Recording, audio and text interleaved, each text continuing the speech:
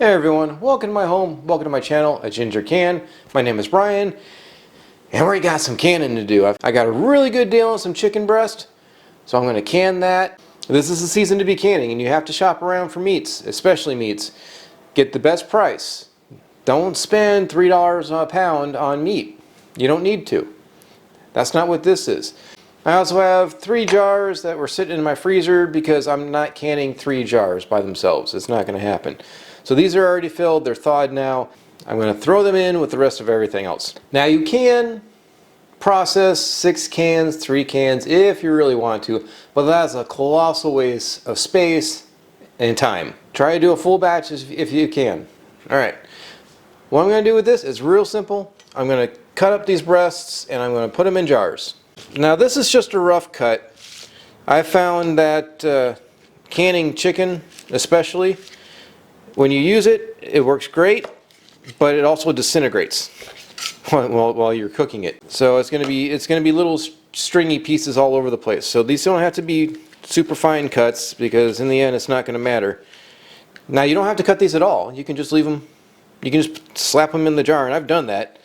But then they're really long stringy pieces, and it gets a little weird. So I like using this in my fried rice.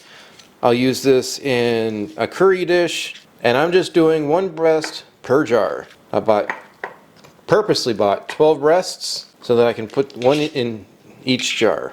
And that is roughly a pound per jar. So it makes cooking super easy. I know I have 15 pounds of chicken here, and I can just grab 1 jar and be done with the recipe. The way this comes out after being canned, like I said, it's really stringy and it's kind of weird, but it's great for dishes and soups and stews and whatnot. This is not a grilling kind of piece of meat when it's done being processed in the canner.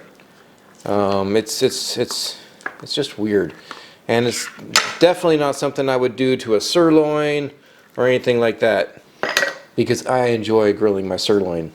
Pork tenderloin, I haven't canned any pork, to be honest. It's the same process, but I haven't done it. And the other thing I don't do is I don't add spices to my meats when I can them, or even my vegetables, unless it's for a stock. If it's a stock, that's different. I like being able to reach into the cupboard and know, okay, this is chicken. It's not like Santa Fe chicken or Cajun chicken, and I use more of one than the other, and then I have to come up with recipe ideas for the one that I don't use very often. No, I just go into the pantry, I grab my chicken, and then I can add spices to that. And if one breast is smaller than the others, borrow and steal from other jars. Let me get through the rest of this.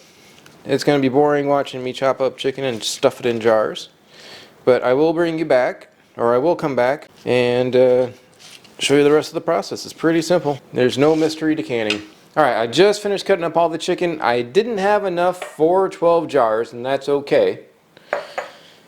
So I've got 11 jars plus the 3 that I had in the freezer. Now one thing, and I'm using chopsticks because my hands are clean. One thing you want to be mindful of are these chunks of fat. Now granted, it's great when you're grilling because you want that fat flavor, or if you're cooking it in a skillet, you want that fat flavor. But you don't want a lot of fat in your jars when you're canning, because fat and oils go rancid over time, and that will destroy whatever's in that jar. Cut off the extra fat if you can. Save as much of the chicken as you can. Alright, I got my headspace gauge. I've got my canner being prepped. And I tell you what, it is a nice feeling being able to have all this space now. If you haven't seen my previous videos, please go back and check those out, where I had a microwave here and my canner just fit underneath the microwave. I couldn't open the lid while it was under the microwave. So that's going. I've got my hot water here.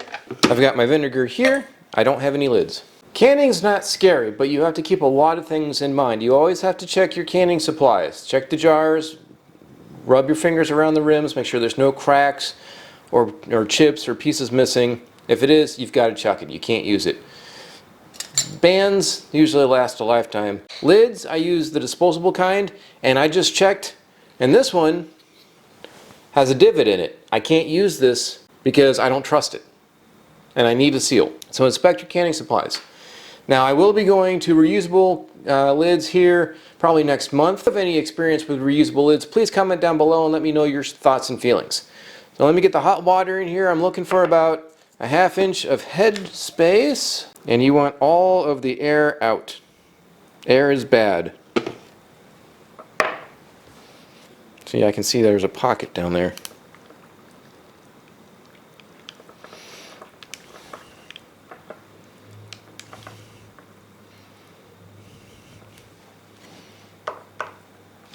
Half inch, good to go. Yep, one done. Now I'm using hot water because I've got the canner going and it's already starting to get warm. So I don't want to put cold jars into a hot water bath because then they start to crack and then you can't use that jar anymore.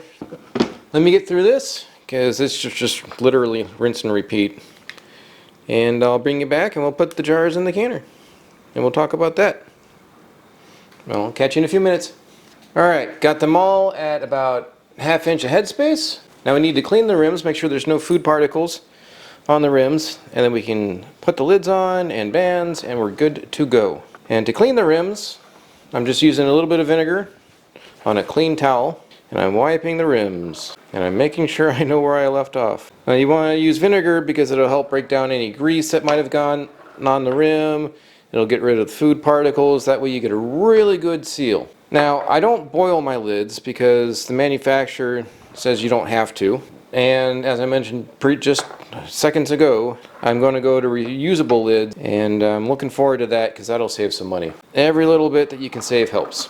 But I'm pretty careful when I put things in jars. I make sure I always use the funnel. This is just a precautionary step. Might as well do this one too since it's out, just to get it clean. Alright, lid time. And lids aren't super expensive, but again, anything that you can save. And the reason that you're canning in the first place is not only to have, you know, something in your pantry, but it's to save money, right? You buy meat when it's on sale and you store it. You know, beans are a perfect example of why you should can. You buy those, I buy 20-pound bags of beans and then I can them. Instead of buying a jar of beans for $1, I have my own beans that cost me maybe 28 cents. And that's including the cost of the jar and lids. And you can reuse these jars and lids. Well, I'm going to reusable lids, but you can reuse these jars many times. So that's not something that's going to the landfill or recycling center. We can talk about that in a different video. So you want these finger tight, but not too tight. It needs to vent while it's in the canning process. I think this is a 7-quart canner. I'll have to double check. Which means it can hold 14 pints. Now I have pushed it. I have pushed it to 16 pints. I don't recommend doing that unless you know your canner can do that. I got 7 pints down there and do another 2, 4, 6, 7 on top. Perfect. Keep them away from each other, keep them away from the sides, keep them off the bottom, and we'll lock her down. Alright, so what we gotta do now is we gotta wait, and I'm gonna bring this up to heat now. It's warmed up, the water's already hot, so now I can crank up the heat. What I'm waiting for now is for steam to start venting out of here, and we'll let it vent for about 10 minutes. We'll come back for the next steps. So let's wait for this. This is something that you don't have to sit and watch, but at least be within earshot. You don't want this to go too long, and you definitely don't want it to be too short. So, and with that, we'll be right back, and we'll go on to the next steps. See you in a minute. All right, it's only been a few minutes. I actually just got the dishes done, and there's already steam coming out. So I'm going to let this run for 10 minutes. Just like this. I don't know if you can see it. It's hard to see, but it's coming out, and occasionally there'll be a little spurt of water. Let this run for 10 minutes. We'll put the jiggler on. See you then. Oh, dilly. It's really coming out now. You can hear it. It's been about 10 minutes, so I'm going to find the number 10 on this silly thing. We're going to cap it. I'm going to let the pressure build up to about 10, 11 pounds.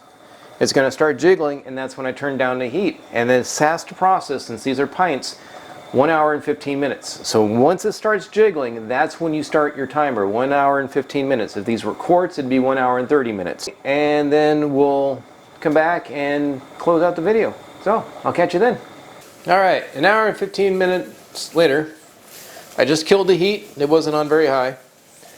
And I'm going to let this come down to 0 pressure on its own. I'm not going to touch it, because if you disturb it, you could crack the jars, and that's no good.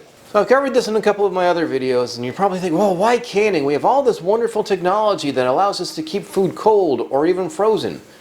And yeah, I store food that way too. I do have chicken that's frozen.